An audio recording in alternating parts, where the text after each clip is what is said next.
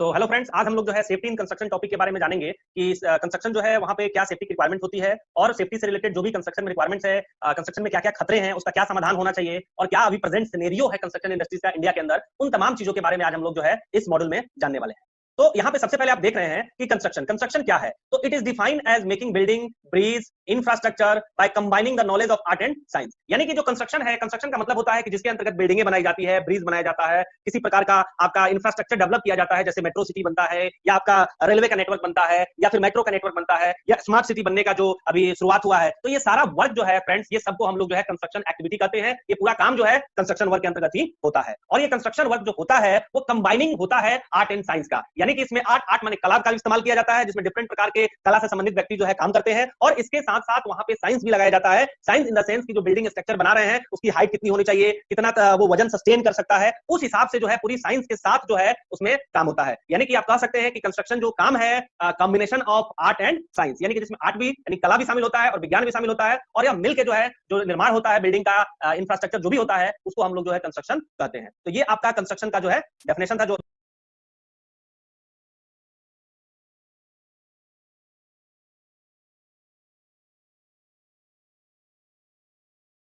So safety in construction.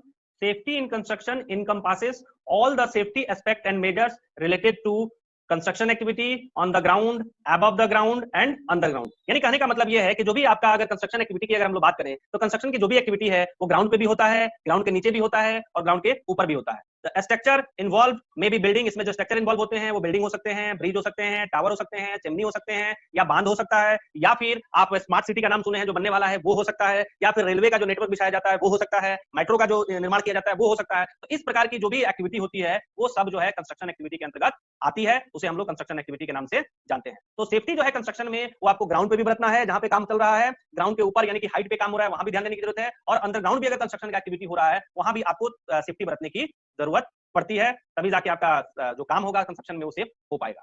उसके बाद जो है सेफ्टी नीड ड्यू कंसिडरेशन, यानी कि सेफ्टी नीड आपको जो है कुछ चीजों के ऊपर आपको कंसिडरेशन करने की जरूरत है, विचार करने की जरूरत है। जैसे कोई भी कंस्ट्रक्शन का वर्क स्टार्ट हो रहा हो तो उसके प्रायर टू कंस्ट्रक्शन आपको सेफ्टी बरतने की जरूरत है, ड्यूरिंग कंस्ट्रक्शन का भी आपको ध्यान रखना है एंड आफ्टर कंस्ट्रक्शन का भी ध्यान रखना है। मींस अगर आप कोई भी प्रोजेक्ट अगर स्टार्ट करने जा रहे हैं, कोई भी प्रकार किसी भी प्रकार का प्रोजेक्ट शुरू होने वाला है तो होने से पहले आपको उसको तीनों पॉइंट के ऊपर आपको ध्यान देने की जरूरत है कि आपको बनाने से पहले, स्टार्ट करने से पहले कंस्ट्रक्शन आपको क्या क्या सेफ्टी का पालन करना है, जब प्रोजेक्ट स्टार्ट होगा उस समय रनिंग में क्या क्या आपको पालन करने की जरूरत है और जब बनके कंप्लीट होगा तो उसके बाद आपको क्या क्या सेफ्टी बरतने की जरूरत है। तो ये तीनों पॉइंट पे आपको जो है कंसिडरेशन करने की जरूरत है, तब जाके आपका कंस्ट्रक्शन का जो एक्टिविटी होगा काफी बेहतर होगा। इसके बाद जो है हम लोग देखते हैं the hazard involve in the construction process are as follow, यानी कि जो हैजर्ड और एक्सीडेंट जो कंस्ट्रक्शन में होते हैं, जो लॉस होता है उसको यहाँ पे आप देख सकते हैं। दो हैजर्ड और accident which can cause injury और loss of limbs of the workers, यानी कि एक एक्सीडेंट ऐसी होती है जिसमें एक्सीडेंट होती है, वर्कर को इंजरी होता है, उसको डिसेबल्ड होता है, हाथ पैर का नुकसान होता है। दूसरा एक्सीडेंट ऐसा होता है कि जिसमें क्या होता है कि सिर्फ और सिर्फ प्रॉपर्टी की हानि होती है और उसके साथ साथ आपका मैन आवर्स की हानि होती है। मैन आवर्स का मतलब ये होता है कि जिसमें क्या होता है कि एक्सीडेंट होता है, एक्सीडेंट होने के बाद से वहां पे जितने भी लोग काम करने वाले हैं उनका काम करने का जो आवर है वो डिस्टर्ब हो गया, यानी कि उतना देर वो लोग काम नहीं कर पाया, वो आपका लॉस ऑफ मैन आवर्स हो गया। तो कहने का सेंस ये है कि जहां कहीं भी अगर एक्सीडेंट होती है तो एक्सीडेंट होने के बाद कुछ देर तक तो काम बंद ही रहता है, तो जो काम बंद रहता है वो चीज आपका जो होता है उस पॉइंट को हम लोग जो है लॉस ऑफ मैन आवर के नाम से जानेंगे और लॉस ऑफ मैन आवर्स के नाम से उसको हम बोल सकते हैं। इसके साथ साथ कुछ हैजार्ड्स ऐसे होते हैं और एक्सीडेंट जिसमें क्या होता है कि व्यक्ति की डेथ हो जाती है और वो सिचुएशन काफी डिजास्टरियस हो जाता है, यानी कि विनाशकारी हो जाता है, जिसमें डेथ भी होती है और प्रॉपर्टी की भी नुकसान हो जाती है। तो इस तरह के केसेस जो है, इस तरह के जो एक्सीडेंट जो है हैजार्ड से और एक्सीडेंट जो है इंडस्ट्रीज में देखने को होते हैं। पहला में क्या है कि जिसमें आपका इंजरी होता है और आदमी बच जाता है, दूसरा केस ऐसे होता है कि जिसमें प्रॉपर्टी लॉस होता है, तीसरा केस ऐसे होता है जिसमें आदमी की डेथ भी हो सकती है या फिर आपकी डेथ और प्रॉपर्टी लॉस दोनों साथ में भी हो सकता है। तो इस प्रकार का आपका हैजार्ड और एक्सीडेंट जो है तो कंस्ट्रक्शन इंडस्ट्रीज में जो है अक्सर देखने को मिलते रहते हैं। इसके बाद जो है हम लोग देखेंगे फैक्टर रिस्पांसिबल फॉर एक्सीडेंट, यानी कि कौन कौन से फैक्टर्स हैं जिससे वो दुर्घटना का कारण जिससे होता है। तो आप यहाँ पे देख सकते हैं फॉल्टी स्ट्रक्चरल डिजाइन, यानी कि जो दुर्घटना होते हैं उसके अगर हम कारण की बात करें तो कहीं ना कहीं स्ट्रक्चर का जो डिजाइन है जो आप निर्माण करने जा रहे हैं उसका डिजाइन कहीं ना कहीं फॉल्टी है, ये भी एक कारण हो सकता है। इसके साथ साथ इंप्रॉपर रिपेयर एंड मेंटेनेंस, यानी कि जो आप प्रोजेक्ट कर रहे हैं, कंस्ट्रक्शन एक्टिविटी जहां पे चल रही है, जो कंस्ट्रक्शन एक्टिविटी में आप लगे हुए हैं उस कंस्ट्रक्शन एक्टिविटी में क्या है कि रिपेयरिंग एंड मेंटेनेंस का काम जो है वहां सुचारू रूप से नहीं चल रहा है, तो ये भी एक कारण हो सकता है। इसके साथ साथ लैक ऑफ प्लानिंग और लेआउट, आपकी प्लानिंग की कमी है, सही तरीके से प्लान नहीं कर पाए हैं, सही तरीके से उसकी मैपिंग नहीं कर पाए हैं, लेआउट उसका सही तरीके से नहीं निकाल पाए हैं, तो ये भी एक आपका फैक्टर्स है जो दुर्घटना का कारण हो सकता है। इसके साथ साथ lack of supervision during construction की एक्टिविटी में अगर सुपरविजन की भी अगर कमी होती है तो उससे भी आपके क्या है कि एक्सीडेंट होने के चांसेस बनते हैं। सिंपल सा कॉन्सेप्ट है, अगर सुपरविजन की कमी होगा तो वर्कर जो गलत एक्टिविटी या गलत तरीके से जो काम कर रहे हैं वो आइडेंटिफाई नहीं हो पाएंगे। लेकिन अगर वही चीज अगर होता है कि प्रॉपर सुपरविजन अगर होता है तो वो आइडेंटिफाई हो जाएगा एडवांस में और उसको रोका जा सकता है। तो lack of supervision during construction ये भी एक फैक्टर्स है दुर्घटना होने का। इसके साथ साथ कम्युनिकेशन, लैक ऑफ कम्युनिकेशन भी अगर होता है तो ये भी एक बहुत बड़ा फैक्टर्स है एक्सीडेंट होने का कंस्ट्रक्शन इंडस्ट्री में। इसके साथ साथ सब standard and defective material of the construction which do not satisfy the standard. सब स्टैंडर्ड का मतलब होता है अमानक, यानी कि जो मानक के लेवल पे नहीं है, जो मानक बनाया गया है, तय किया गया है, वो मानक के अकॉर्डिंग नहीं है, उससे कम है, तो इसे सब स्टैंडर्ड बोलते हैं। या फिर डिफेक्टिव मटेरियल, जो खराब हो चुका है मटेरियल और जो सेफ्टी को स्टैंडर्ड को सर्टिफाई नहीं कर पा रहा है लेकिन फिर भी उसका इस्तेमाल हम कंस्ट्रक्शन काम में कर रहे हैं, तो ये भी आपका दुर्घटना का कारण हो सकता है। और इस दुर्घटना के कारण से अक्सर आप लोगों ने देखा होगा कि नया ब्रिज बना था और वो टूट गया, नया कोई स्ट्रक्चर बना था और गिर गया, तो इसके पीछे यही कारण है कि उसमें जो मटेरियल लगाया गया है वो सही नहीं लगाया गया है, मानक के अनुरूप नहीं लगाया गया है, तो ही वो होता है। ये केस उससे रिलेटेड है। इसके साथ साथ careless and irresponsibility of the workforce in the execution of construction. Workforce का मतलब होता है काम करने वाले जो भी वहां पे लोग हैं कंस्ट्रक्शन साइट पे, अगर वो केयरलेस होकर काम कर रहे हैं। इरेस्पॉन्सिबिलिटी, केयरलेस का मतलब होता है ध्यान न देना और इरेस्पॉन्सिबिलिटी का मतलब होता है गैर जिम्मेवाराना तरीके से। अगर गैर जिम्मेवाराना तरीके से अगर वहां पे काम होगा तो जाहिर सी बात है दुर्घटना तो होगा ही होगा। तो केयरलेस एंड इरेस्पॉन्सिबिलिटी भी एक बहुत बड़ा फैक्टर है कंस्ट्रक्शन इंडस्ट्रीज में दुर्घटना होने का। ठीक है, इसके साथ साथ मैंने आपको बताया कि जो खराब मानक का सामान अगर आप लगाएंगे तो भी हो सकता है, देखभाल की कमी होगा कंस्ट्रक्शन इंडस्ट्रीज में तो भी हो सकता है, असामान्य प्लानिंग होगा, इम्प्रॉपर का मतलब होता है असामान्य तरीके से प्लानिंग होगा, प्रॉपर वे में नहीं होगा तो भी हो सकता है, रिपेयर एंड मेंटेनेंस सुचारू रूप से नहीं होगा तो भी हो सकता है, एंड फल्टी स्ट्रक्चरल डिजाइन होगा, डिजाइन में फल्टी होगा, खराबी होगा, तो भी जो है आपका दुर्घटना जो है कंस्ट्रक्शन इंडस्ट्रीज में हो सकता है। तो ये सारे फैक्टर्स हैं जिनका कंट्रीब्यूशन होता है कंस्ट्रक्शन इंडस्ट्रीज में, जो एक्सीडेंट होते हैं उसमें कहीं ना कहीं इनका कंट्रीब्यूशन होता है।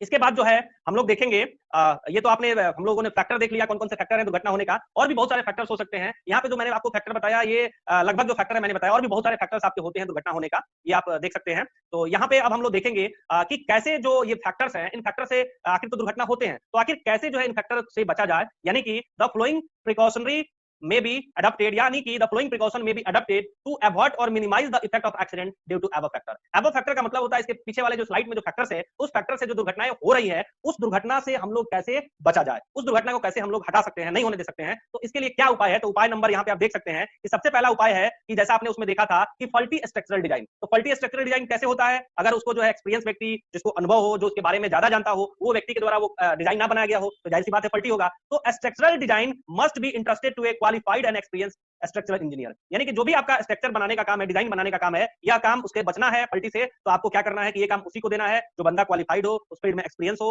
वही बंदा अगर डिजाइन बनाएगा तो उसमें फल्टी नहीं होगा। दूसरा चीज है जो वहां पे इंप्रॉपर रिपेयर एंड मेंटेनेंस का था, तो उसके लिए सोल्यूशन ये है कि regular repair and maintenance under the expert guidance of the qualified and experience engineer, यानी कि रेगुलर रिपेयर एंड मेंटेनेंस का काम करना है और वो भी किसके अंदर में, तो कोई क्वालिफाइड एक्सपर्ट है उसके देख रेख में वो काम होगा। तो जाहिर सी बात है ये भी प्रॉब्लम सॉल्व हो जाएगा कि जो इंप्रॉपर रिपेयर एंड मेंटेनेंस का जो काम चल रहा था, जिसकी वजह से दुर्घटना हो रहा था, उससे भी बचा जाएगा, हम लोग बच सकते हैं अगर इस पॉइंट को फॉलो किया जाए। तीसरा चीज है material of construction must be tested for the strength and durability by the standard laboratory. जैसा कि इसके पहले आपने देखा था कि उसमें क्या था कि सब स्टैंडर्ड मटेरियल था, यानी कि मानक के अनुरूप नहीं था, उसको लगाया जा रहा था, जिसकी वजह से दुर्घटना हो रहा था। तो उसे बचने का उपाय क्या है कि जो भी आपका मटेरियल हम लोग यूज करना है कंस्ट्रक्शन में, सबसे पहले उसको हम टेस्ट कर ले कि उसकी ड्यूरेबिलिटी क्या है, उसकी स्ट्रेंथ क्या है लैबोरेटरीज में, तो हम डिफेक्टिव मटेरियल लगाने से बचेंगे। तो जिससे बचेंगे तो दुर्घटना होने का भी चांस खत्म होगा। तो इसको भी आप फॉलो कर सकते हैं कि जो भी मटेरियल आप कंस्ट्रक्शन में लगा रहे हैं, लगाने से पहले उसकी टेस्ट और स्ट्रेंथ को पहले एक्सपर्ट के द्वारा या लैबोरेटरीज के माध्यम से उसको चेक करा लिया जाए कि वो सही है कि नहीं है। तो इस पॉइंट को अगर ध्यान दिया जाए तो जो कंस्ट्रक्शन में जो एक्सीडेंट्स होते हैं उनसे बचा जा सकता है। इसके बाद जो है अगला भी पॉइंट है, अगला भी पॉइंट मींस जो प्रिकॉशन है उसमें बताया गया था, जैसे आपने देखा था कि इम्प्रॉपर प्लानिंग था उसमें, जो कारक था जिसकी वजह से दुर्घटना होता था, तो यहाँ भी उसका सॉल्यूशन है the planning of the structure should be interested to a architect, यानी कि जो भी प्लानिंग है, बिल्डिंग बनाने का जो भी प्लानिंग है इम्प्रॉपर हो रहा है, यानी कि एक्सपीरियंस व्यक्ति, कॉम्पिटेंट व्यक्ति, नॉलेजेबल व्यक्ति इस चीज को नहीं बना रहा है, तो उसके लिए क्या करना है कि जो उसके स्पेशलिस्ट है उसको सौंप देना है। इंटरेस्टेड का मतलब होता है सौंपना और आर्किटेक्ट का मतलब होता है निर्माता, यानी कि जो बिल्डिंग के जो निर्माता है उनको अगर ये काम सौंप दिया जाए तो हम लोग इससे बच सकते हैं, आपको जो भी फल्टी होता है उसे बचा जा सकता है। इसके साथ साथ आपको कंस्ट्रक्शन में और क्या ध्यान रखना है, तो all supervision work must be done under the expert supervision and guidance of qualified and experience engineer, यानी कि सुपरविजन की कमी भी बताया गया था कि सुपरविजन की कमी की वजह से भी दुर्घटना होता है। तो उसका सलूशन यह है कि जितने भी सुपरविजन का काम है वह काम जो है, जो एक्सपर्ट सुपरवाइजर है, जो क्वालिफाइड है, जिसके पास अनुभव है, वह व्यक्ति अगर इस काम को करे, सुपरविजन की एक्टिविटी करे, तो जाहिर सी बात है हम लोग इस पॉइंट से भी बच सकते हैं, रेगुलर सुपरविजन होगा और दुर्घटना से, एक्सीडेंट से बचा जा सकता है। इसके साथ साथ आपने देखा था कि केयरलेस होकर लोग काम कर रहे थे, तो उसके लिए क्या है कि care must be taken about the norms of safety, आपको केयरफुली होकर काम करना है, केयर को फॉलो करना है, केयर होकर काम करना है, क्योंकि केयरलेस हो जाएंगे तो जाहिर सी बात है दुर्घटना हो जाएगी, रिस्पॉन्सिबल होकर काम करेंगे तो दुर्घटना हो जाएगी। इसलिए आपको फॉलो करना है, सेफ्टी का जो भी नॉर्म्स है उसका पालन करना है और केयरफुली होकर काम करना है। इसके साथ साथ follow safety rules and norms, यानी कि सेफ्टी का जो भी नियम कानून जो बनाया गया है उन सभी नियम कानून का आपको पालन करना है, क्योंकि सेफ्टी से रिलेटेड जो भी नियम कानून बनाए गए हैं उनका डायरेक्टली रूप से उनका यही संबंध है, रूल बनाने का बेनिफिट यही है, रूल बनाने का उद्देश्य यही है कि दुर्घटना को रोका जा सके, यानी कि जो एक्सीडेंट्स है उसके ऊपर लगाम लगाया जा सके। तो एक्सीडेंट के ऊपर लगाम बनाने के लिए रूल्स एंड नॉर्म्स तो बने हुए हैं, लेकिन अगर हम लोग उसका सुचारू रूप से पालन नहीं करते हैं, अगर उसका हम लोग यूज नहीं करते हैं, सही से उसका पालन नहीं करते हैं, तो जाहिर सी बात है जब पालन ही नहीं करेंगे तो डेफिनेटली है कि दुर्घटना तो होगा ही होगा। सिंपल सी बात है, जब डॉक्टर मेडिसिन प्रिस्क्राइब करता है, लिखता है और उस मेडिसिन को आप परचेज कर लीजिए बट उसको आप लीजिए नहीं, खाइए नहीं, तो जाहिर सी बात है आपकी बीमारी तो ठीक नहीं होगी। सेम वे सेफ्टी का नियम कानून तो बन गया है, लेकिन अगर आप उसको इंप्लीमेंट नहीं करेंगे तो डेफिनेटली है कि एक्सीडेंट नहीं रुक सकता है। तो इन सभी पॉइंट को, इन सभी प्रिकॉशंस को अगर हम लोग कंस्ट्रक्शन में अगर पालन करें, इसके ऊपर ध्यान दें, तो डेफिनेटली है कि हम लोग बहुत सारे एक्सीडेंट से हम लोग बच सकते हैं।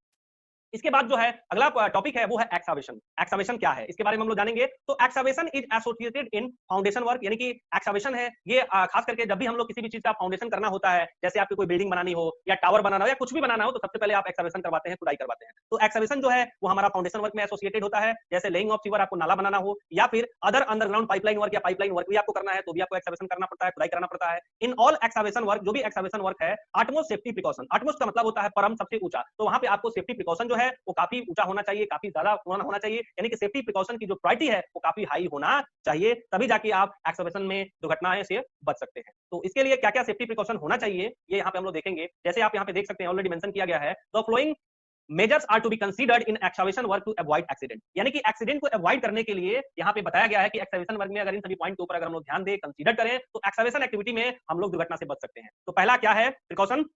तो पहला है, a prior knowledge of the type of strata during excavation is helpful as this will help in avoiding accident. Avoiding का मतलब होता है हटाना, अब प्रायर का मतलब होता है पहले, यानी कि जिस जगह पे आप एक्सकवेशन का काम करने जा रहे हैं, स्ट्रैटा मतलब उस जगह की मिट्टी, सतह, तो आपको सबसे पहले क्या करना है कि प्रायर नॉलेज आपको ले लेना है टाइप ऑफ स्ट्रैटा, यानी कि आपको पता है कि मिट्टी जो है डिफरेंट प्रकार की होती है, हर जगह का लेयर डिफरेंट प्रकार का होता है। तो कहीं भी एक्सकवेशन आपको ऐसे ही आंख बंद के शुरू नहीं कर देना है। एक्सकवेशन शुरू करने से पहले वहां के बारे में आपको अध्ययन करना है कि जिस जगह पे आप करने जा रहे हैं वहां की मिट्टी कैसी है। इसके साथ साथ वहां पे आपको पता है कि अंडरग्राउंड करने जा रहे हैं, खुदाई करने जा रहे हैं, तो हो सकता है कि नीचे डिफरेंट प्रकार के केबल मिले, आपकी चीजें मिले, पाइपलाइन मिले। तो इन सभी से बचने के लिए आपको क्या करना है कि सबसे पहले आपको जो है मिट्टी का आपको नॉलेज ले लेना है कि वहां पे किस प्रकार का स्ट्रैटा है, ताकि इससे एक्सकवेशन का जो आपका काम होगा वो आप पहले अगर पता कर लेंगे तो आपको ये जानकारी अगर पहले में रहेगा। और कहते हैं कि आज के डेट में इंफॉर्मेशन ही सब कुछ है, अगर जानकारी पहले मिल जाती है तो आप उससे बच सकते हैं। और खास करके इंफॉर्मेशन का महत्व जो है खास करके आर्म फोर्स में आपको देखने को मिलता है, वहां पे इंफॉर्मेशन को बेचा जाता है और इंफॉर्मेशन एक कंट्री से दूसरे कंट्री के जो उसका दुश्मन होता है वो वहां पे सेटिंग लगा के उसको एक्वायर करने की कोशिश करता है। क्योंकि इंफॉर्मेशन पहले मिलता है उसको तो काफी ज्यादा मात्रा में नुकसान से बचा जा सकता है। इन द सेम वे आपको अगर पहले अगर नॉलेज हो जाता है वहां के बारे में जहां पे एक्सकवेशन करने आप जा रहे हैं तो आपके लिए काफी हेल्पफुल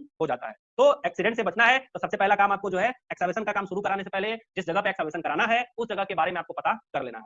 इसके साथ साथ subsoil investigation including boring will help to know the nature of underground strata, यानी कहने का मतलब है वहां की जो मिट्टी है, सब सॉइल इन्वेस्टिगेशन का मतलब है कि जमीन के जो नीचे की जो मिट्टी है उसका इन्वेस्टिगेशन कराना जरूरी है। उसका इन्वेस्टिगेशन कराएंगे तो पता चल जाएगा कि उस जगह का जमीन का लेयर क्या है, कितने फीट पे पानी निकलता है, तो ये चीज आपको पहले पता चल जाएगा। तो उस हिसाब से आप कितना डेप्थ आपको वहां पे एक्सकवेशन करना है आप डिसीजन ले पाएंगे।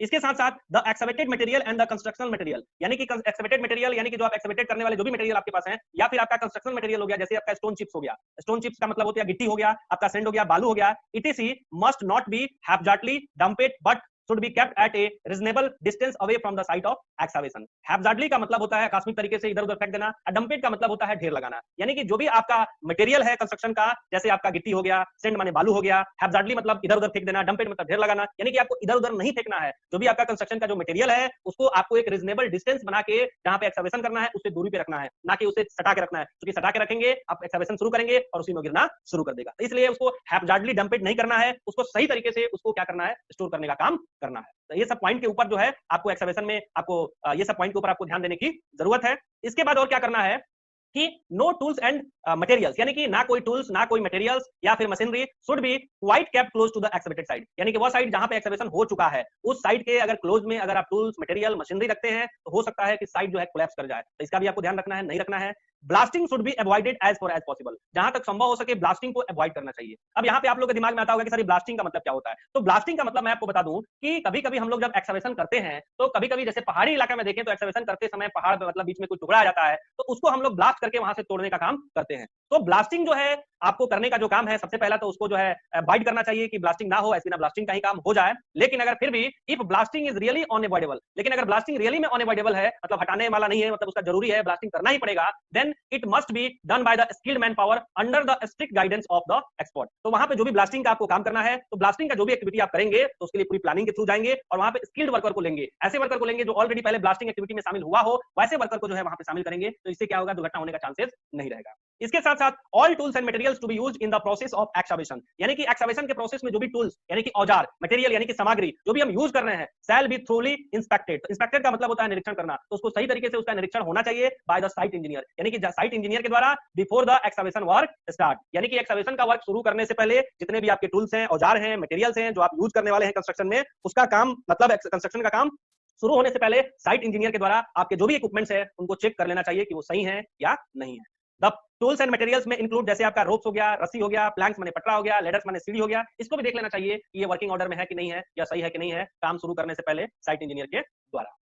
इसके साथ साथ आपको adequate safety measures are to be adapted to minimize the effect of impact and vibration caused in the proximity of the site of excavation। यानी कहने का मतलब यह है कि आपको पर्याप्त मात्रा में सेफ्टी मेजर्स, एडिकेट का मतलब होता है पर्याप्त और सेफ्टी मेजर्स का मतलब होता है उपाय, यानी कि पर्याप्त मात्रा में सुरक्षा उपाय आपको अपनाना है ताकि किसी भी प्रकार का जहां पे एक्सकवेशन किया हुआ साइट है उसके आसपास किसी भी प्रकार का वाइब्रेशन उत्पन्न ना हो, क्योंकि आपको पता है एक्सकवेशन किया हुआ साइट के पास में अगर वाइब्रेशन होगा तो डेफिनेटली है कि उसका जो सतह होगा वो कोलैप्स कर जाएगा। तो ये आपको ध्यान रखना है, पर्याप्त मात्रा में सेफ्टी प्रिकॉशन आपको लेने हैं, मेजर्स लेने हैं।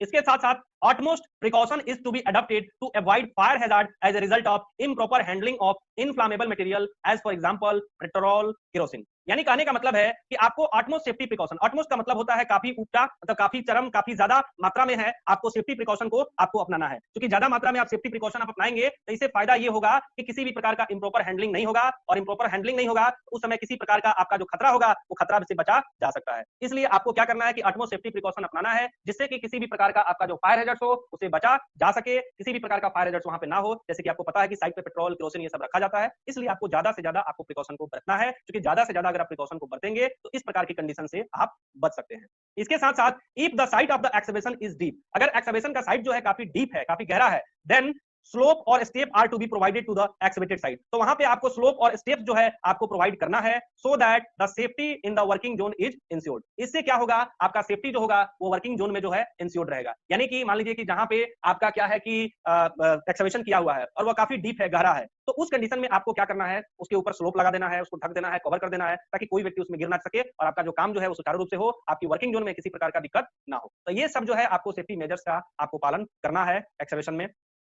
इसके साथ साथ और क्या करना है आपको एक्सकवेशन में, तो all PPE as for example, जितने भी आपके पीपीई हैं, जैसे आपका हेलमेट्स हो गया, मास्क हो गया, आपकी रिस्पिरेटरी प्रोटेक्शन इक्विपमेंट हो गया। रिस्पिरेटरी प्रोटेक्शन इक्विपमेंट का मतलब होता है, रिस्पिरेटरी का मतलब होता है श्वसन नली, और प्रोटेक्शन का मतलब होता है बचाव, यानी कि आपके मतलब श्वसन नली है उसकी सुरक्षा के लिए जो भी आपके रिस्पिरेटरी प्रोटेक्शन इक्विपमेंट है उनका भी यूज करना है, क्योंकि आपको पता है कंस्ट्रक्शन में डस्ट पार्टिकल्स भी काफी ज्यादा मात्रा में उड़ते हैं, तो उसका अगर आप यूज करते हैं तो उससे भी आप बचेंगे। और इसके साथ साथ should be kept ready and in working condition before the excavation start, यानी कि जो भी पीपीई है आपके पास वो सब रेडी कंडीशन में होने चाहिए, एक्सकवेशन स्टार्ट होने से पहले ये सब के सब आपके पास रेडी कंडीशन में होने चाहिए, इसका भी ध्यान रखना है। इसके साथ साथ before starting of the excavation proper fencing and warning signal at the right spots are warranted for the safety of the public, यानी कि आपको एक्सकवेशन का काम शुरू करने से पहले आपको सबसे पहले आपको फेंसिंग लगा देना है ताकि उस एरिया में कोई व्यक्ति ना आ पाए, और पब्लिक को मतलब वार्न कर देना है, चेतावनी दे देना है ताकि पब्लिक को भी समझ में आ जाए। वहां पे साइन सिग्नल लगा देंगे तो पब्लिक को भी पता चल जाएगा कि यहाँ पे कोई काम चल रहा है। तो एक्सकवेशन शुरू करने से पहले आपको प्रॉपर फेंसिंग एंड वार्निंग जो है वो लगा देना है। इसके साथ साथ during night warning light signal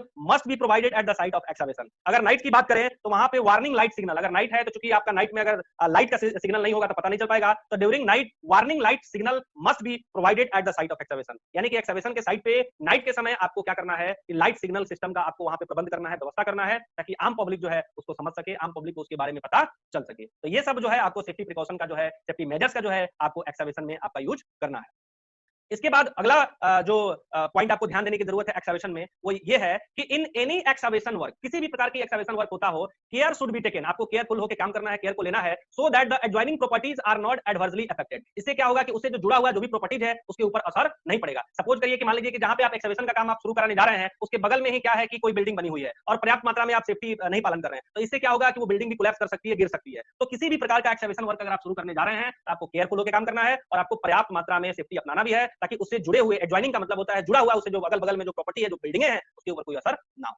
इसके साथ साथ the owner of the adjoining properties must be gives the adequate notice in warning well before the start of the excavation work. यानी कि एक्सकवेशन वर्क शुरू होने से पहले आपको क्या करना है, जो भी जहां पे आप काम कर रहे हैं उसका जो ऑनर है वो क्या करेगा कि एडजॉइनिंग प्रॉपर्टीज जो भी अगल बगल के लोग होगा उनको एक थोड़ा सा वार्निंग भी, मतलब उनको एक रिटर्न में दे देगा इस प्रकार की सिचुएशन है, इस प्रकार का यहाँ पे काम हो रहा है, तो इससे वो लोग भी क्या होंगे, अलर्ट रहेंगे। तो the owner of the adjoining properties must be give adequate notice in writing mail before the start of excavation work. यानी कि एक्सकवेशन वर्क शुरू होने से पहले आपको नोटिस भी देना है।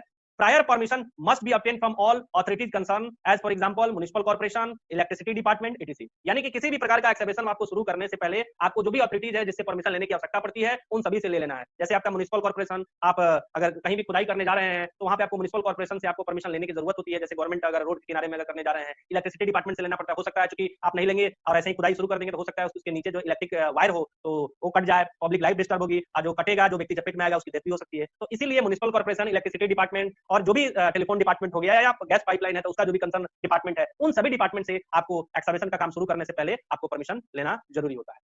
Care must be taken not to disturb public life. आपको केयर आपको लेना है, केयरफुली होकर काम करना है, पब्लिक लाइफ को डिस्टर्ब नहीं करना है। पब्लिक लाइफ को डिस्टर्ब इन द सेंस कि मान लीजिए कि जिस रोड को आप बनाने का काम कर रहे हैं, जिस रोड पे आप रिपेयरिंग कर रहे हैं, तो बगल से आपको क्या करना है कि रोड निकाल देना है जिससे क्या कि लोग जो है उधर से निकल के चला जाए। ऐसा नहीं कि पूरा क्लोज करें। उसी तरह से जैसे इलेक्ट्रिसिटी की लाइट है तो ऐसा नहीं कि आपके काम करने के दरमियान पूरे इलेक्ट्रिसिटी व्यवस्था जो है गड़बड़ा जाए, चौपट हो जाए, तो इससे लोग जो है वो सड़क पे आ सकते हैं। तो इसका भी ध्यान रखना है। पब्लिक के जो यूटिलिटी फीचर्स है, पब्लिक का जो यूज करने वाला फीचर्स है उसको भी चालू रखना है एज फार एज पॉसिबल, जहां तक संभव हो सके। अगर डिस्टर्ब करना भी है तो आपको पहले नोटिस देकर करना है कि इतना तारीख से इतना तारीख के बीच में बिजली नहीं रहेगी, इतना तारीख से इतना तारीख के बीच में रोड बंद रहेगा, इससे दिक्कत नहीं होगा। अचानक एकाएक नहीं करना है। By causing difficulty in the water supply, telephone service, किसी भी प्रकार का अगर डिफिकल्टीज अगर होता है नहीं होने देना है, चाहे आपका वाटर सप्लाई हो, टेलीफोन सर्विस हो या कुछ और भी हो। अगर करना भी है तो उसके लिए आपको पहले नोटिस दे देना है, पब्लिक नोटिस दे देना है, जिससे व्यक्ति अवेयर हो जाए। तो ये सब पॉइंट जो है आपको सेफ्टी मेजर्स आपको एक्सकवेशन में आपको ध्यान रखना है। इस वीडियो में हम लोग जो है फाउंडेशन के बारे में जानेंगे, चूंकि कंस्ट्रक्शन एक्टिविटी में फाउंडेशन भी बहुत इंपॉर्टेंट एक फैक्टर्स है, चैप्टर्स है, तो इसके बारे में भी हम लोग देखेंगे फाउंडेशन के बारे में। तो यहाँ पे सबसे पहले फाउंडेशन के बारे में हम लोग फाउंडेशन देखते हैं कि आखिर फाउंडेशन जो है वो होता क्या है। तो जैसे आप यहाँ पे देख रहे हैं कि foundation it is the lowest part of the building which is in direct contact with the soil, it transfer load from structure to the soil। यानी कि ये जो फाउंडेशन है यह आपका मतलब लोएस्ट पार्ट होता है आपका बिल्डिंग का, जब हम लोग निर्माण करते हैं, जो डायरेक्ट जो है आपका सॉइल से, मिट्टी से कनेक्ट होता है और इससे लोड जो होता है वो आपका क्या होता है, मिट्टी की ओर जाता है। यानी कि it transfer load from structure to the soil, यानी कि स्ट्रक्चर से इससे कनेक्टेड स्ट्रक्चर होता है और इससे जो लोड है वो मिट्टी पे जाती है। तो यहाँ पे आप देख रहे हैं इस प्रकार का जो स्ट्रक्चर्स है ये आपका जो है फाउंडेशन, इसको हम लोग कहते हैं। जैसा आपको पिक्चर में भी देखने को मिल रहा है, तो इसको हम लोग फाउंडेशन कहते हैं। उसके बाद हम लोग देखते हैं टाइप्स ऑफ फाउंडेशन, यानी कि जो फाउंडेशन होती है वो basically there are generally two types of foundation. Foundation जो है बेसिकली जो है वो दो तरह की होती है, एक आपका है सिलो फाउंडेशन और दूसरा आपका डीप फाउंडेशन। इन दोनों फाउंडेशन के बारे में आगे हम लोग विस्तार से जानेंगे, सिलो फाउंडेशन क्या होता है, डीप फाउंडेशन क्या होता है। सबसे पहले हम लोग सिलो फाउंडेशन के बारे में देखते हैं, सिलो फाउंडेशन क्या होता है। तो in this types of foundation, यानी कि इस प्रकार के फाउंडेशन में क्या होता है, the depth of the excavation of the earth is not more than 3 meter, यानी कि 3 मीटर से गहरा नहीं होता है जो एक्सकवेशन हम लोग करते हैं। तो उसकी जो डेप्थ होती है, गहराई होती है, वो 3 मीटर से ज्यादा गहरा नहीं होता है सिलो फाउंडेशन में। It is also called as spread footing, इसको हम लोग एस्पेयर्ड फुटिंग और ओपन फुटिंग के नाम से भी हम लोग इसको जानते हैं। It transfer building load to the soil layer, ये बिल्डिंग का जो लोड है वो सॉइल लेयर को ट्रांसफर करता है, present at a shallow depth. It construction is cheaper than the deep foundation, यानी कि डीप फाउंडेशन जो होता है उसे सिलो फाउंडेशन का जो मतलब कंस्ट्रक्शन होता है, जो इसमें खर्च आता है वो काफी कम होता है as compare to deep foundation.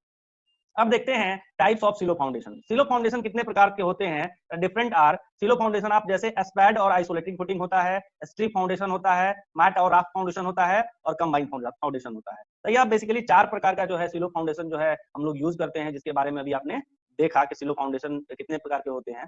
अब यहाँ पे पिक्चर के साथ आप समझ सकते हैं आपका एस्पैड और आइसोलेटिंग फुटिंग, इस प्रकार का जो फाउंडेशन होता है जैसे आप यहाँ पे देख रहे हैं, ये आपका एस्पैड और आइसोलेटिंग फुटिंग है। आइसोलेटिंग का मतलब होता है अलग करना, आइसोलेटेड मतलब अलग करना, एस्पैड का मतलब होता है बिछा हुआ, यानी कि इस प्रकार की जो फुटिंग है इसको एस्पैड और आइसोलेटेड फुटिंग के नाम से जो है हम लोग इसको जानते हैं।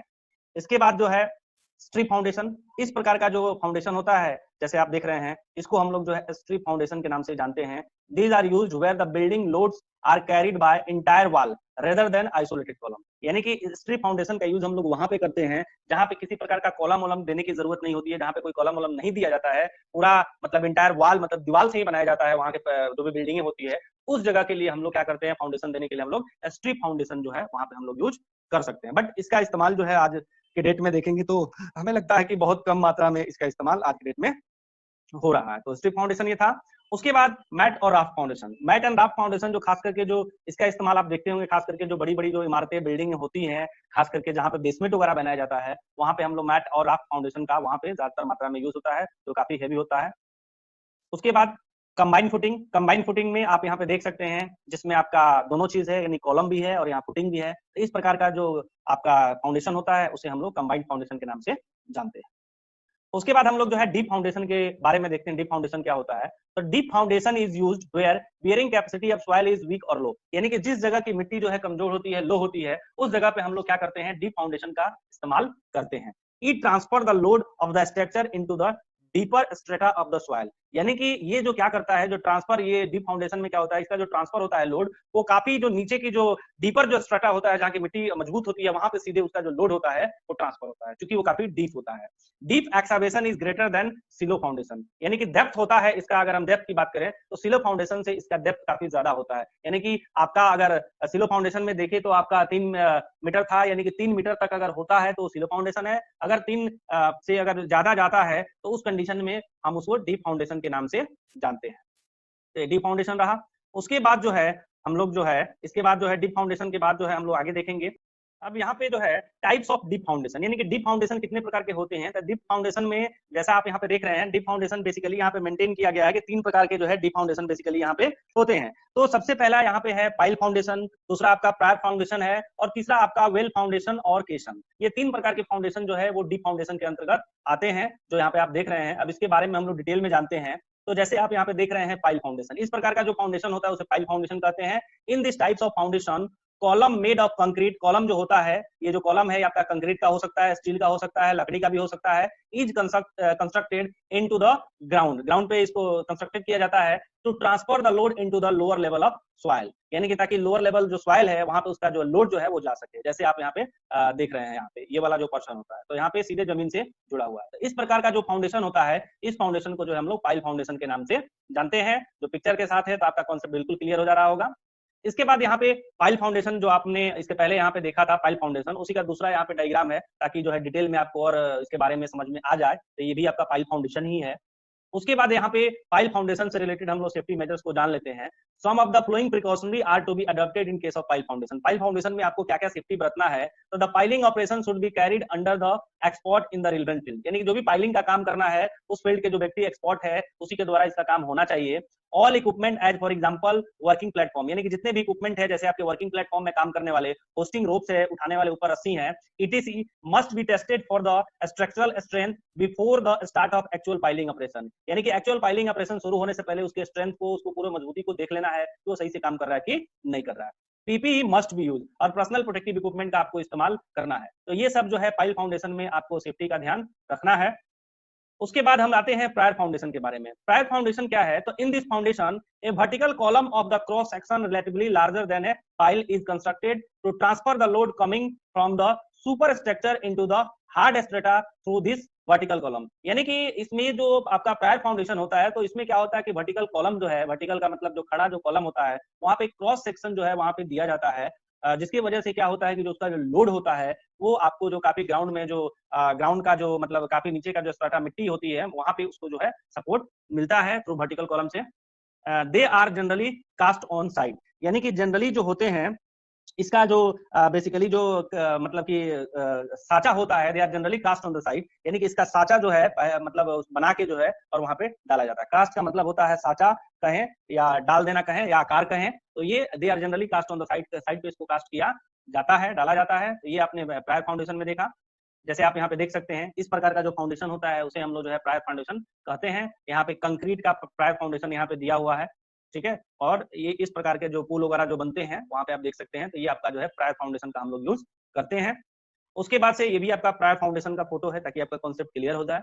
उसके बाद हम लोग आते हैं केशन के ऊपर। केशन क्या है? तो एक caisson is defined as a water tight box like a structure और a chamber which is either made of wood, steel और कंक्रीट, यानी कहने का मतलब है जो केशन होता है एक प्रकार का वाटर टाइट बॉक्स होता है, जिसके अंदर वाटर प्रवेश नहीं कर पाता है। खास करके इसका इस्तेमाल जैसे आपको नदी उदी में जैसे आपको ब्रिज वगैरह बनाना हो, पुल वगैरह बनाना हो, तो इस प्रकार के हम लोग फाउंडेशन का, केशन वाला का हम लोग इस्तेमाल करते हैं।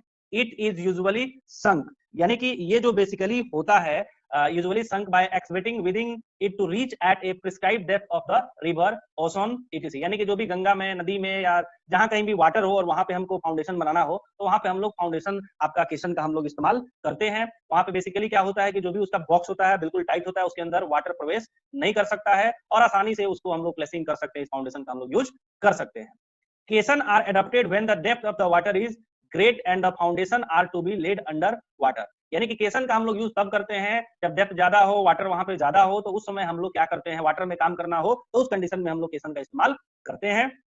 Caisson are generally built on the shore and taken to the site और sunk at the proper position by floating into the river। यानी कहने का मतलब है केसन जो है जनरली जो है इसको बिल्ड किया जाता है, जो भी इसको बिल्ड किया जाता है सहारा देके, शोर मतलब होता है सहारा देना, केसन आर जनरली बिल्ट ऑन शोर, सहारा दिया जाता है, and taken into the site, सहारा देके उसको साइड पे ले जाया जाता है, and sunk at the proper position by floating, और उसको सही तरीके से मतलब सही तरीके से उसको तैयार करके जिस जगह पे उसको डालना है, फ्लोटिंग करना है ना, उस जगह पे हम क्या करते हैं कि उसको डालते हैं और वहां पे रिवर में उसको डाल देते हैं। तो इस हिसाब से इसका हम लोग जो है केसन का जो है यूज करते हैं।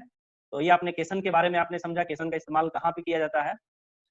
टाइप्स ऑफ केसन, जो केसन्स होते हैं, caisson are commonly use for bridge, caisson का इस्तेमाल जो है बेसिकली ब्रिज के लिए किया जाता है। Commonly use caisson are classified into two type. Caisson का इस्तेमाल जो है बेसिकली दो तरह के होते हैं, एक आपका ओपन केसन होता है, दूसरा आपका न्यूमेटिक केसन होता है। इसके बारे में भी हम लोग जो है विस्तार से आगे के स्लाइड में हम लोग जानेंगे इसके बारे में विस्तार से। सबसे पहले हम लोग ओपन केसन के बारे में जानते हैं। ओपन केसन क्या होता है? It is a box type structure which is open at the top and bottom, यानी कि एक प्रकार का बॉक्स टाइप का स्ट्रक्चर होता है जिसका टॉप का यानी कि ऊपर वाला सिरा, नीचे वाला सिरा ओपन होता है, बाकी सिरा क्लोज होता है, जिसमें वाटर भी नहीं प्रवेश कर सकता है। It is normally used on Sandy soil, इसका जनरली हम लोग जो इस्तेमाल करते हैं जो सैंडी सॉइल मतलब बालू की तरह का, जहाँ पे मतलब रेतीला अगर वहां पे सॉइल होता है वहां पे हम लोग इसका इस्तेमाल करते हैं। Under water and where the bearing capacity of soil is weak, या जहां कहीं भी अगर सॉइल का अगर कंडीशन जो है सॉइल अगर काफी वीक है, कमजोर है, वहां पे भी हम लोग इसका इस्तेमाल करते हैं। इसके साथ साथ अंडर वाटर में भी हम लोग इसका इस्तेमाल करते हैं ओपन केसन का। The site is made by dry by dewatering the area by adopting suitable method and filled with the concrete। और ये जो बेसिकली क्या करता है ओपन केसन में, क्या होता है कि जो भी वाटर्स उसमें होते हैं उसको डिवाटरिंग कर दिया जाता है, उसको निकाल दिया जाता है और उस कंडीशन में सुटेबल मेथड का यूज करके हम लोग उसमें फील्ड करते हैं। जो भी कंक्रीट वगैरह डालना होता है स्ट्रक्चर तैयार करने के लिए, वो सारा उसमें हम लोग डालते हैं।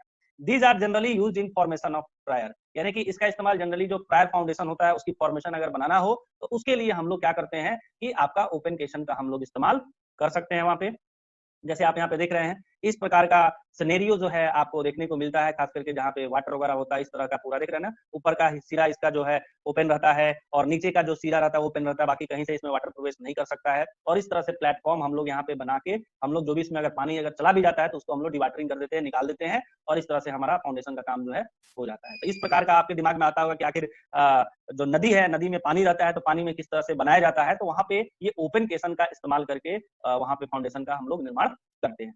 ये ओपन केसन हुआ, जैसे आप यहाँ पे देख सकते हैं ताकि पिक्चर से समझ में आ जाए, भी ओपन केसन है।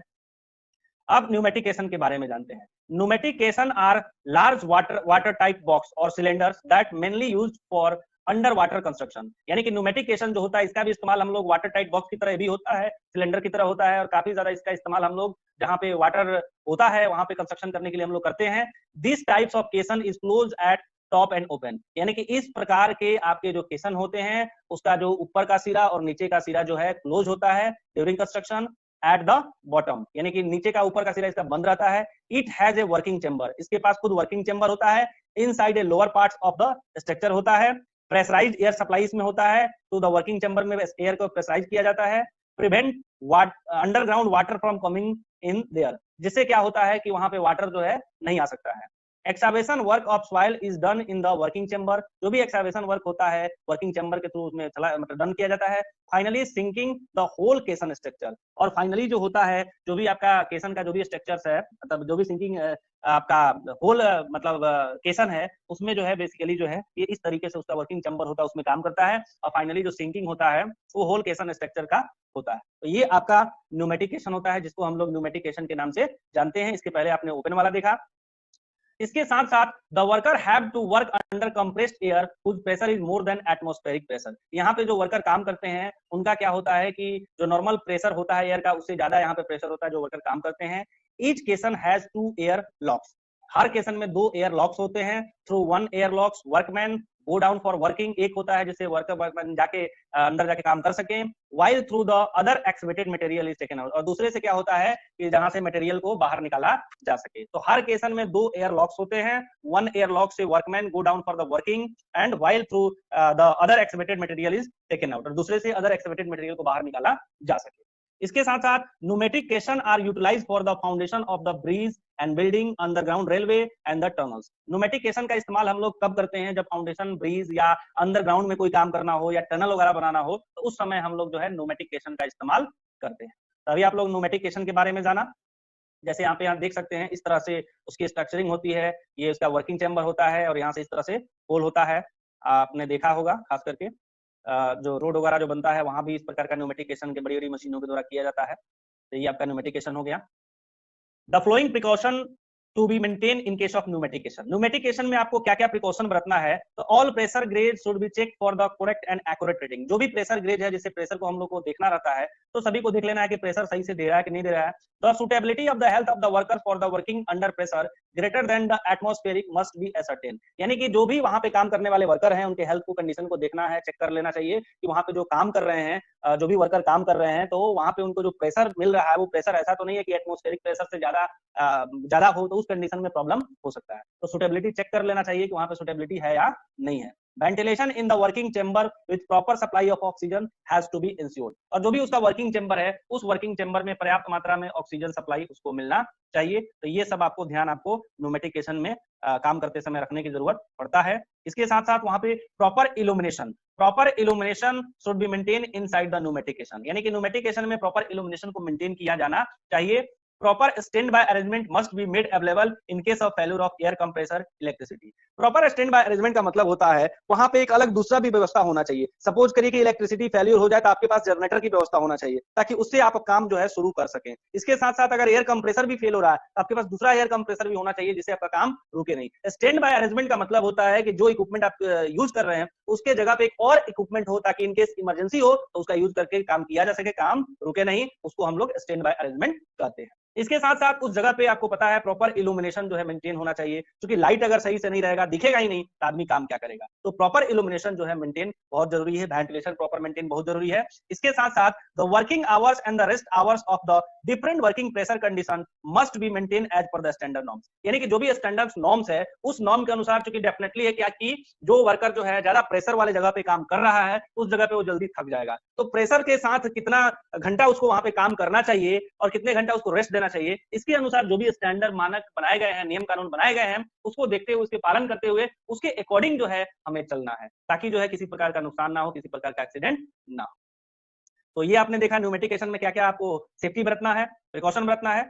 इसके बाद जो है वाल्व्स के ऊपर हम लोग डिस्कस करते हैं। वाल्व इस लेक्चर में हम लोग जो है वाल के बारे में जानेंगे, वाल्स क्या होता है। तो यहाँ पे देख रहे हैं, चूंकि आप कंस्ट्रक्शन सेफ्टी पढ़ रहे हैं, तो कंस्ट्रक्शन सेफ्टी में और भी वीडियो में सारी चीजें आप लोगों ने देखा था। उसके बाद यहाँ पे वाल जो है, वाल की बारी आती है, तो वाल में क्या क्या हमें सेफ्टी बरतना है। तो the flowing precautionary measures are to be adopted in construction of wall. यानी कि वाल का जब कंस्ट्रक्शन होगा तो उस समय हमें क्या क्या सावधानी बरतनी है। तो all scaffolding and ladders must be of adequate strength, non slippery and to be thoroughly inspected prior to their use. यानी कहने का मतलब है कि जो भी आपके स्कैफोल्डिंग्स हैं या जो भी लेडर का आप इस्तेमाल कर रहे हैं, उसका आपको क्या करना है कि पहले ही उसके स्ट्रेंथ को जो है चेक कर लेना है, उसकी मजबूती को चेक कर लेना है, वो स्लिपरी है कि नहीं है। तो ये पूरा चीज आपको स्कैफोल्डिंग का आपको पहले ही चेक कर लेना है। इसके साथ साथ all gangway and working platform, जितने भी गैंगवे हैं, गैंगवे का मतलब होता है कि आने जाने का जो रास्ता होता है उसे हम लोग गैंगवे बोलते हैं। तो all gangway and working platform must be stable and must provide proper space to the workers. यानी कि जितने भी आपके गैंगवे हैं या वर्किंग प्लेटफॉर्म है, जो आपके क्या होने चाहिए, स्टेबल होना चाहिए and must provide proper space to the worker. और वहां पे पर्याप्त मात्रा में स्पेस होना चाहिए ताकि वर्कर जो है सुचारू रूप से काम कर सके, उनको काम करने में किसी प्रकार की कोई दिक्कत ना हो। तो इसलिए आने जाने का जो गैंगवे है, आने जाने का जो रास्ता है, और इसके साथ साथ जो वर्किंग प्लेटफॉर्म है, वो पर्याप्त मात्रा में चौड़ा होना चाहिए, स्टेबल होना चाहिए, टिकाऊ होना चाहिए, ताकि उसके ऊपर जो है आसानी से काम किया जा सके। The height of the wall to be constructed per day should be limited so that the wall does not collapse। यानी कहने का मतलब है जो आपका हाइट है आपका वाल का, यानी कि जो वाल का काम आप करेंगे, जो जुड़ाई का काम करेंगे, उसको आपको पर डे लिमिटेड करना है। यानी कि लिमिटेड करके आपको पर डे उसको रखना है। इससे क्या होगा, वाल जो है वो कोलैप्स नहीं करेगा, कोलैप्स होने का चांसेस नहीं रहेगा। तो हाइट जो है वाल का आपका पर डे कंस्ट्रक्ट करना है, वो लिमिटेड वे में करना है। आप सिंपल सोचिए कि एक दिन में जो है काफी हाइट भी बढ़ाया जा सकता है, जोड़ा भी जा सकता है ज्यादा मैन पावर को लगा के, लेकिन वो कोलैप्स कर जाएगा। इसलिए आपको जो लिमिटेड है वही लिमिटेड का आपको यूज करना है, ज्यादा नहीं करना है। इसका ध्यान रखना है। इसके साथ साथ आपका लिफ्टिंग एंड हॉलिंग ऑफ मटेरियल, यानी कि लिफ्टिंग का मतलब होता है उठाना, हॉलिंग का मतलब होता है ढुलाई करना, of material must be done with care and ropes used in scaffolding must be taken care and check. यानी कहने का मतलब है कि जो भी आपका लिफ्टिंग या हॉलिंग का काम है मटेरियल का, उसको आपको केयर के साथ करना है, केयरफुली होकर करना है। जो भी रोप्स आप इस्तेमाल कर रहे हैं स्कैफोल्डिंग में, उसको भी सही तरीके से आपको चेक करना है। It is better to avoid ropes for hosting material, especially during rainy season। यानी कहने का मतलब है कि स्पेशली जब बारिश का जब ज्यादा दिन आता है तो उस समय आपको क्या करना है कि उस समय आपको अवॉइड करना है, उस समय उस रोप का आपको इस्तेमाल नहीं करना है। रोप का इस्तेमाल करेंगे तो बारिश के पानी की वजह से वो खराब हो सकता है। It is preferable to use steel wire ropes for the lifting and hauling operation. और जहां तक संभव हो सके आपको प्रेफरेबल करना है। प्रेफरेबल का मतलब होता है चाहना। उस समय आपको क्या करना है कि आपको कभी भी हॉलिंग या लिफ्टिंग की जरूरत पड़ रही है तो उस केस में आपको ध्यान रखना है कि स्टील वायर रोप का ही आपको इस्तेमाल करना है। It is preferable to use nets for safety of the workers working at the considerable height। इसके साथ साथ आपको ये भी ध्यान रखना है कि जो भी व्यक्ति हाइट पे काम कर रहे हैं वो उनके पास जो है वहां पे जो है सेफ्टी नेट का इस्तेमाल हो, सेफ्टी बेल्ट का इस्तेमाल हो, ताकि हाइट से उनको गिरे भी तो उनको कुछ ना हो। तो इसका भी आपको क्या करना है कि ध्यान आपको। इसके साथ साथ use of safety belt tie to platform should be encroach. और इसके साथ साथ आपको सेफ्टी बेल्ट जो है उसका भी आपको इस्तेमाल करना है सही तरीके से। Overhead protection in the form of helmet should be must be for workers to prevent any injury from falling material। इसके साथ साथ जो है ओवरहेड प्रोटेक्शन जो है आपका होना चाहिए। ओवरहेड प्रोटेक्शन में जैसे आपका हेलमेट हो गया उसका आपको इस्तेमाल करना है। इससे आपको फायदा क्या होगा कि अगर किसी भी प्रकार का अगर कोई भी चीज अगर गिरता है तो उस केस में आपका क्या होगा, वर्कर इंजर्ड नहीं होगा, वर्कर इंजर्ड होने से बच जाएगा। तो आपका ओवरहेड प्रोटेक्शन जो है आपको करना है, हेलमेट का आपको इस्तेमाल करना है। Care must be taken to avoid all mechanical and fire hazard. इसके साथ साथ आपको केयर अपनाना है, केयरफुल होकर काम करना है। क्योंकि केयर आप अपनाएंगे तो किसी भी प्रकार के, चाहे वो मैकेनिकल हैजर्ड्स हो, चाहे फायर हैजर्ड्स हो, किसी भी प्रकार के हैजर्ड्स हो, उससे आप अपने आप को बचा सकते हैं। तो केयर बहुत ही इंपॉर्टेंट है, केयरफुल होकर आपको काम करना है।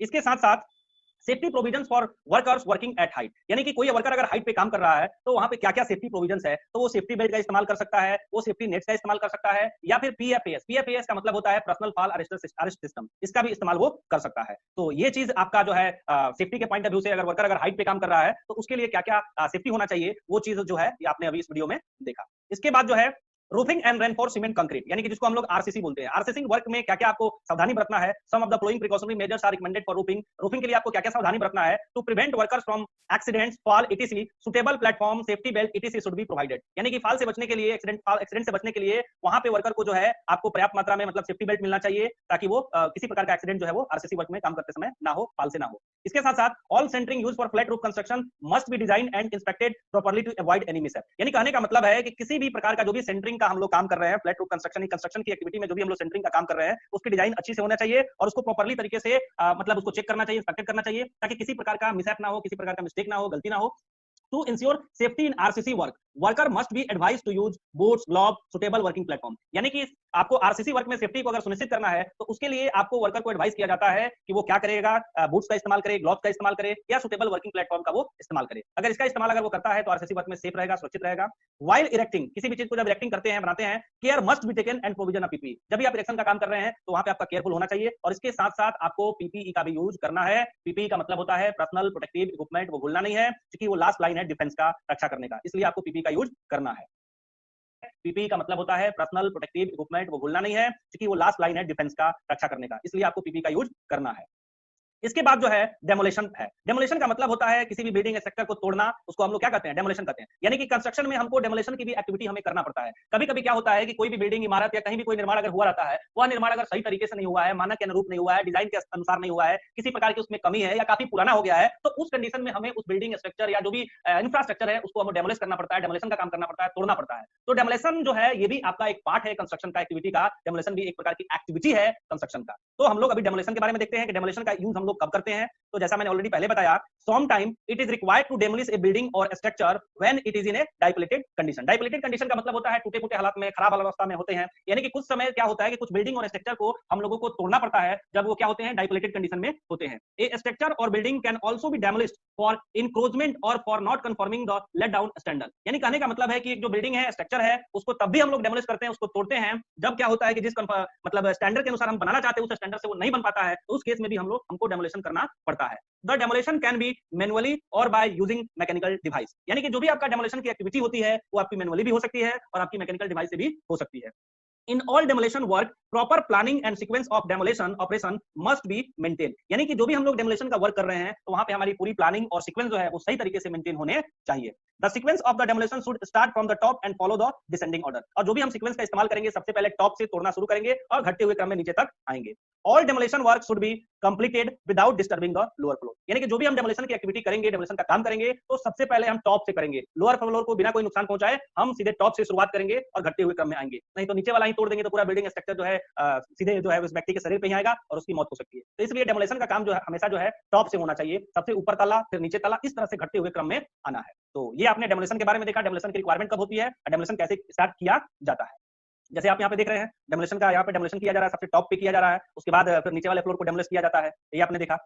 अब हम आते हैं कि प्रिकॉशन और safety measures to be adopted prior to demolition. यानी कि डेमोलिशन करने से पहले आपको ऐसा नहीं कि डेमोलिशन आपको डायरेक्ट स्टार्ट कर देना है, तोड़ने का काम करने से पहले आपको क्या-क्या सेफ्टी बरतना है। तो पहले यानी कि डेमोलिशन का काम शुरू करने से पहले आपको क्या-क्या देखना है, तो all safety devices and PPE, यानी कि जितने भी आपकी सेफ्टी डिवाइसेज हैं, आपके पीपीई है, पर्सनल प्रोटेक्टिव इक्विपमेंट है, must be kept ready and in working condition. तो सबसे पहला वो रेडी कंडीशन में होने चाहिए, वर्किंग कंडीशन में होने चाहिए, ये आपको देखना है। इसके साथ-साथ all services as for example water, यानी कि जितने भी सर्विसेज हैं, जैसे मान लीजिए कि उस बिल्डिंग में वाटर है, उस बिल्डिंग में गैस लाइन गई हुई है, इलेक्ट्रिसिटी गई हुई है, तो इसको आपको क्या करना है, must be stopped after giving proper notice. आपको प्रॉपर नोटिस देके उसको आपको स्टॉप पहले कराना है, रोकना है, and getting prior permission from the authorities. और जो भी ऑथोरिटीज है, उसे कंसर्न जो भी डिपार्टमेंट है, उस डिपार्टमेंट से पहले परमिशन लेके आपको सबसे पहले उसके स्टॉप कराना है, उसको बंद कराना है। तो ये ध्यान आपको रखना है, जब भी आप डेमोलिशन की एक्टिविटी करने जाएं तो सबसे पहले इन पॉइंट के ऊपर आपको कंसिडरेशन करना है, आपको विचार करना है।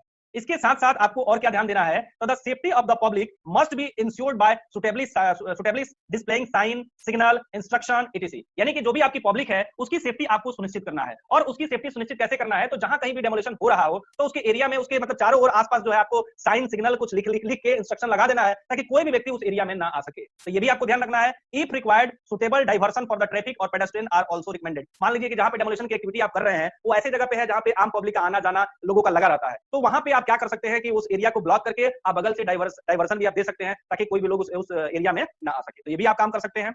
इसके साथ साथ आपको क्या करना है कि बैरिकेडिंग और fencing of the side is also recommended along with the provision of warning light during the night. यानी कि आपको क्या करना है कि जो भी एरिया है उस एरिया को आपको बैरिकेशन कर देना है, बैरिकेडिंग कर देना, घेराबंदी कर देना है, ताकि कोई भी व्यक्ति जो है उस एरिया में ना आ सके। और इसके साथ साथ उस जगह पे आपको नाइट की सेफ्टी के लिए आपको वहां पे वार्निंग लाइट भी आपको दे देना है। इससे क्या होगा, व्यक्ति समझ में आ जाएगा कि यहाँ पे किसी प्रकार की एक्टिविटी चल रही है, तो उस एरिया में वो एंट्री नहीं कर पाएगा। ये भी आप काम कर सकते हैं। इसके साथ साथ all fragile material and fitting as for example glass must be remove. क्योंकि आपको पता है कि आज के जो भी इंफ्रास्ट्रक्चर हो रहे हैं, बिल्डिंगें बन रही है, तो उसमें आप देखेंगे तो काफी ज्यादा मात्रा में आपको ग्लास का यूज किया जाता है। तो ग्लास अगर उसमें है तो आपको सबसे पहले क्या करना है कि ग्लास को भी आपको पहले रिमूव कर देना है, उसके बाद ही आपको डेमोलिशन शुरू करना है। तो डेमोलिशन को स्टार्ट करने से पहले इन सभी पॉइंट के ऊपर आपको कंसिडरेशन करना है, विचार करना है, उसके बाद ही आपको डेमोलिशन जो है शुरुआत करना है। तो इन सभी पॉइंट के ऊपर आपको ध्यान देने की जरूरत है।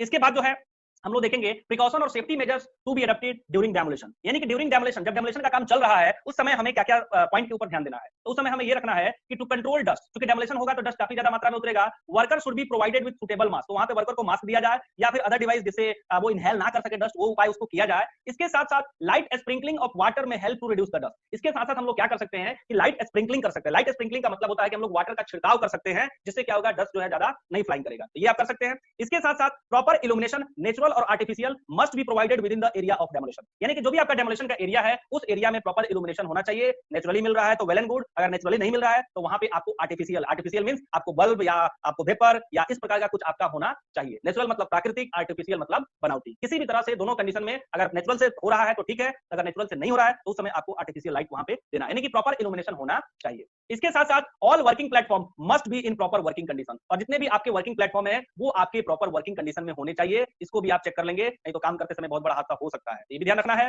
Proper ventilation must be provided to the worker, इसके साथ साथ प्रॉपर वेंटिलेशन भी होना चाहिए। दो चीज, प्रॉपर इल्यूमिनेशन, प्रॉपर वेंटिलेशन। किसी भी प्रकार की एक्टिविटी आप कर रहे हैं, काम करवा रहे हैं, तो ये दो चीज के ऊपर आपको विशेष ध्यान देना है। इल्यूमिनेशन, वेंटिलेशन, ये किसी भी एक्टिविटी का पार्ट हो सकता है, इसलिए ये दो चीज के साथ कॉम्प्रोमाइज नहीं करना है, प्रॉपर इल्यूमिनेशन और प्रॉपर वेंटिलेशन। तो ये सब पॉइंट जो है, जब आप कंस्ट्रक्शन का काम जब शुरुआत हो गया हो, ड्यूरिंग में चल रहा हो, उस समय आपको इन सभी पॉइंट के ऊपर भी ध्यान रखने की जरूरत है, कंसिडरेशन करने की जरूरत है।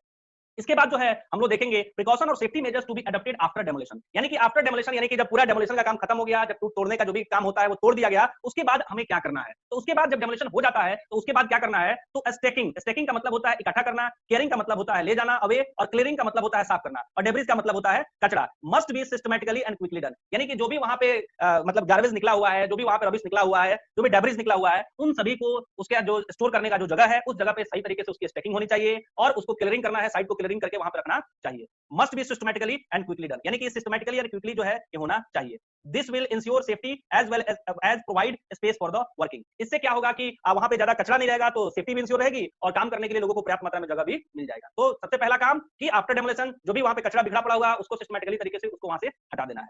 इसके साथ साथ all material like broken glass, जो भी आपके ब्रोकन ग्लास हैं या नेल्स हैं, कील्स हैं and such unwanted object must be carefully stacked and not throw away haphazardly, यानी कि ऐसे भी मान लीजिए कि मटेरियल्स बिल्डिंग से निकले जैसे ग्लास हो गया, नेल्स हो गया या कुछ ऐसे अनवांटेड ऑब्जेक्ट निकले हुए हैं जिनसे आपको नुकसान हो सकता है, आपको इंजरी हो सकती है, तो आपको ऐसे उसको इधर-उधर नहीं फेंकना है। उसको क्या करना है कि एक जगह पे उसको अलग एक जगह बनाना है और वहां पे उसको स्टैक करना है। इससे क्या होगा, so that injury to worker is avoided, इससे क्या होगा वर्कर को इंजरी नहीं होगा। तो इसको अगर हम सही तरीके से करते हैं तो ये काम जो है आफ्टर डेमोलेशन अगर हो जाता है काम खत्म, उस समय हमें ये काम करना है। तो डेमोलेशन खत्म होने के बाद इन पॉइंट के ऊपर आपको जो है ध्यान देने की जरूरत है।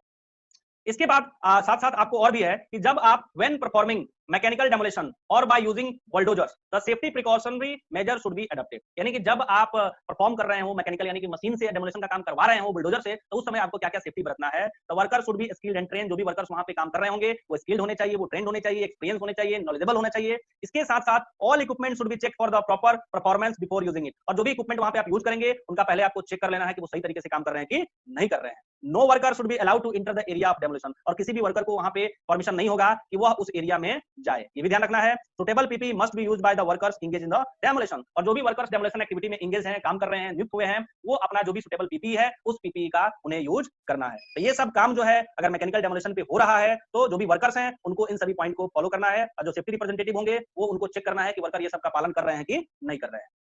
इसके साथ साथ जो है इसके साथ साथ आपका अगला जो पॉइंट है वो यह है कि general safety facility eight construction site, यानी कि कंस्ट्रक्शन साइट पे जो है जनरली जो है सेफ्टी फैसिलिटी जो है क्या क्या होनी चाहिए कंस्ट्रक्शन साइट पे जनरली अगर देखा जाए तो वहां पे लाइटिंग फैसिलिटी होनी चाहिए। इसके साथ साथ material handling and storage facility, यानी कि सामग्री को एक स्थान से दूसरे स्थान तक ले जाने वाला हैंडलिंग करने वाला इक्विपमेंट होने चाहिए, साथ ही साथ स्टोर करने के लिए स्टोरेज फैसिलिटी होनी चाहिए। इसके साथ साथ PPE facility eight construction site, यानी कि पर्सनल प्रोटेक्टिव इक्विपमेंट का भी व्यवस्था जो है वहां पे होना चाहिए। इसके साथ साथ fire fighting facility during construction, और जब तक कंस्ट्रक्शन की एक्टिविटी हो रही है या खत्म भी होती है तो वहां पे कंस्ट्रक्शन साइट पे fire fighting facility means fire extinguisher और इससे रिलेटेड फायर को रोकथाम करने के लिए जो भी इक्विपमेंट्स है, आग को बुझाने के लिए जो भी इक्विपमेंट्स है वो भी जो है होना चाहिए। तो ये जनरली जो है आपके जो इतने सारे फैसिलिटी जो है कम से कम जो है कंस्ट्रक्शन साइट पे होने चाहिए।